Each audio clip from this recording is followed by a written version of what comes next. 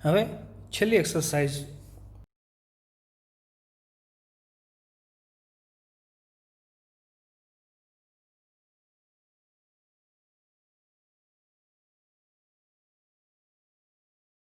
જોઈએ કસરતની અંદર. When life becomes too hectic we can end up feeling mentally tied in knots. શું કહે છે? When life becomes too hectic, જ્યારે આપણું જીવન ખૂબ જ હેક્ટિક એટલે કે વ્યસ્ત બની જાય છે ત્યારે શું થાય છે? We can end up feeling mentally tied in knots. આપણે માનસિક રીતે એવી સ્થિતિ અનુભવીએ છીએ કે જાણે આપણે ગૂંચવાયેલા હોઈએ, કોઈ આપણને રસ્તો ન મળતો હોય, કોઈ પરિસ્થિતિનો ઉકેલ ન મળતો હોય એવું આપણને લાગવા માંડે છે. Nothing seems easy and positive. અને એ સમયે એ સ્થિતિ જે ગૂંચવણવાળી છે એની અંદર શું થાય છે કે nothing seems easy and positive. કોઈ પણ વસ્તુ આપણને સરળ અને હકારાત્મક લાગતી નથી, એટલે કે આપણે જોઈ શકતા નથી. Pessimism sets in and we can not see a way out of our current problems. Pessimism એટલે કે નિરાશાવાદ સેટ્સ ઇન, આપણા મનમાં પેસી જાય છે. And we can not see, અને આપણે જોઈ શકતા નથી અ વે, એક રસ્તો, out of our current problems, આપણી જે વર્તમાન સમસ્યાઓ છે એમાંથી આપણે કઈ રીતે બહાર નીકળી શકીએ એ રસ્તો આપણને દેખાતો નથી, આપણને સૂઝતો નથી. શા માટે? તો કે પેસિમિઝમને કારણે, નિરાશાવાદને કારણે. We can open a source of optimism with the technique of anticipating success. શું કહે છે કે we can open a source, આપણે એ જે રસ્તો અથવા તો જે સ્ત્રોત છે એ આપણે ખોલી શકીએ છીએ, મેળવી શકીએ છીએ, ઓફ ઓપ્ટિમિઝમ એટલે કે આશાવાદનો, વિથ ધ ટેકનિક વડે, ઓફ એન્ટિસિપેટિંગ સક્સેસ, સફળતાની ધારણા, એ ટેકનિક વડે આપણે એ રસ્તો આપણા માટે ખોલી શકીએ છીએ. એક્સરસાઇઝનો પહેલો મુદ્દો છે, કહે છે કે settle back in a chair and close your eyes. Settle back in a chair, એક ખુરશીમાં આરામથી બેસો, એન્ડ ક્લોઝ યોર આઈઝ, અને તમારી આંખો બંધ કરો. બીજો મુદ્દો, experience with all your senses what it feels like to have achieved something and enjoy the resulting feelings of relief and elation. શું કહે છે કે એક્સપિરિયન્સ એટલે કે અનુભવો, એ પ્રકારની કલ્પના કરો કે જાણે તમે અનુભવી રહ્યા છો વિથ ઓલ યોર સેન્સીસ, તમારી જેટલી પણ ઇન્દ્રિયો અને સંવેદનાઓ છે બધાના ઉપયોગ વડે એ પ્રકારનો અનુભવ તમે કરી રહ્યા છો. Vote it feels like to have achieved something, જાણે તમે કોઈ વસ્તુ, એવી વસ્તુ પ્રાપ્ત કરી લીધી છે કે જેની તમન્ના વર્ષોથી તમારા મનમાં હતી, એ વસ્તુ હવે તમે પ્રાપ્ત કરી લીધી છે. તો અનુભવો કે તમને કેવું લાગશે, તમે કયા પ્રકારની લાગણી અનુભવશો. એ જે લાગણી છે એ તમારે તમારી બધી જ જે સેન્સીસ, ઇન્દ્રિયો છે એના ઉપયોગ વડે અનુભવવાની છે. એન્ડ એન્જોય, અને તમારે આનંદ માણવાનો છે. ધ રિઝલ્ટિંગ ફિલિંગ્સ, એ વસ્તુ પ્રાપ્ત કર્યા પછી તમને કેવો આનંદ થાય છે, અને એના પરિણામે તમારા જીવનમાં શું શું થાય છે, એ જે લાગણીઓ છે પરિણામે જે મળે છે આપણને, શું? Relief and ઇલેશન. રિલીફ એટલે કે આરામ, એન્ડ ઇલેશન એટલે કે આનંદ.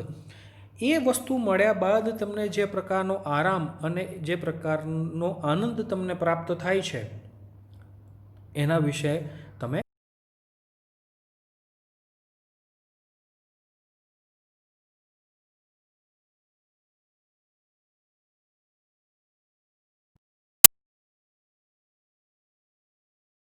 સકારાત્મક લાગણીઓ છે તેને તમે પકડી રાખો. And bring them back with you into,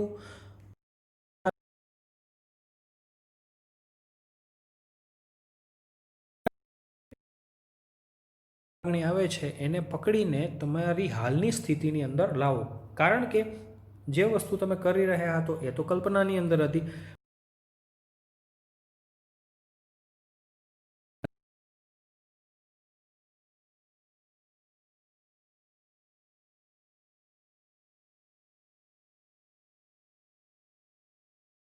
તમે જે એક વસ્તુ મેળવી અને જે આનંદ પ્રાપ્ત થયો ને એના કારણે તમારા અંદર જે પોઝિટિવ ચેન્જીસ આવ્યા છે એને હવે તમારા વર્તમાન જીવનમાં લાગુ પાડવાના છે. એવું વિચારીને ઓપન યોર આઈઝ અગેન, તમારી જે આંખો છે એને ફરીથી ખોલો. Make sure you don't get all tangled up in consideration about how the situation will resolve itself. શું કહે છે કે મેક શ્યોર એટલે કે એ પ્રકારની ખાતરી રાખજો કે you don't get all tangle up in consideration about how the situation will resolve itself. જે કોઈ પણ પરિસ્થિતિ છે એ પોતાની મેળે સોલ્વ થઈ જશે એ પ્રકારના વિચારોમાં તમે ન અટકી જાઓ એ તમારે ખાતરી રાખવાની છે. એટલે કે કોઈ પણ પરિસ્થિતિ છે મિત્રો એ આપણી પોતાની મેળે નથી જોવાની, આપણે તેના માટે કાર્ય કરવાનું છે, એ મુશ્કેલીમાંથી આપણે બહાર નીકળવાનું છે. કોઈ પણ પરિસ્થિતિ આપમેળે સોલ્વ થતી નથી. એટલે કે એ પ્રકારના વિચારો રાખવાના નથી કે કોઈ પણ પરિસ્થિતિ છે એ પોતાની મેળે સોલ્વ થઈ જશે. It will look after itself as long as you keep your aim firmly in mind. It will look after એ વધારે કાળજી રાખશે. itself એટલે કે પોતાની રીતે. as long as you keep your aim firmly in mind, તમે જેટલા દ્રઢ રીતે કોઈ પણ એક વસ્તુ વિશે વિચારશો એટલું જ લાંબા સમય સુધી તે પણ એ પરિસ્થિતિ પણ શું કરશે તો કે તમારા માટે એ લુક આફ્ટર કરશે, તેની કાળજી રાખશે. If you stay focus on a positive outcome, you can think more clearly and you will make better decisions which will eventually lead to the desired result. શું કહે છે કે if you stay focus on a positive outcome, જો તમે તમારા વિચારો છે તેને પોઝિટિવ આઉટકમ એટલે કે હકારાત્મક પરિણામો તરફ ફોકસ કરશો એટલે કે કેન્દ્રિત કરશો તો શું થશે તો કે you can think more clearly, તમે વધારે સારી રીતે વધારે સ્પષ્ટ રીતે વિચારી શકશો અને એના કારણે શું થશે you will make better decision, તમે વધારે સારા નિર્ણયો લઈ શકશો. Which will eventually lead to the desired result, કે જે તમને તમારા ઈચ્છનીય, તમે જે વિચારેલું છે, તમે જેવું ઈચ્છો છો એ પરિણામો તરફ તમને દોરી જશે અથવા તો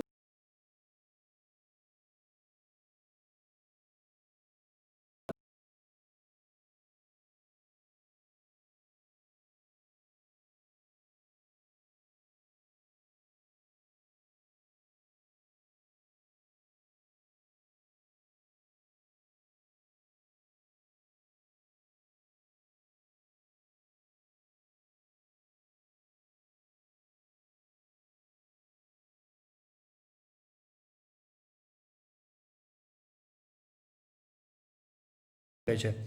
તો કહે છે કે if there food B a number of different positive outcome, જો એક કરતાં વધારે સંખ્યામાં તમારી પાસે પોઝિટિવ આઉટકમ એટલે કે હકારાત્મક પરિણામો હોય તો શું કરવાનું છે simply concentrate on visualising one version today and another version tomorrow.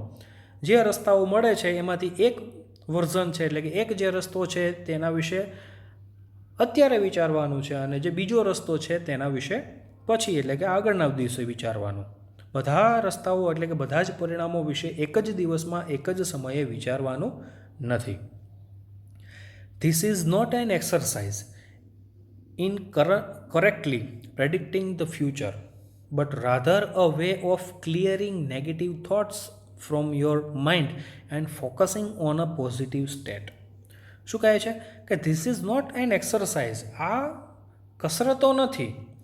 In correctly predicting the future, તમારું જે ફ્યુચર, તમારું જે ભવિષ્ય છે એને ભાંખવા માટેની સાચી કસરતો નથી કે તમારા ભવિષ્યમાં સાચી રીતે આમ નહીં આમ જ થશે એવું તમે સ્પષ્ટ રીતે કહી શકતા નથી. બટ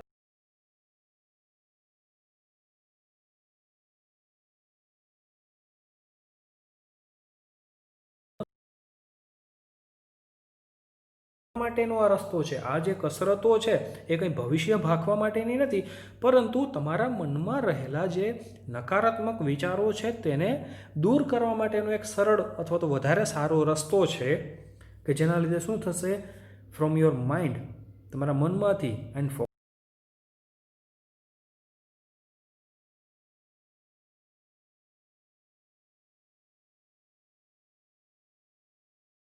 તો છે, પરંતુ એને કસરત નામ ન આપતા એક એવો રસ્તો કયો છે કે જેના લીધે આપણે આપણી નેગેટિવિટી દૂર કરી શકીએ.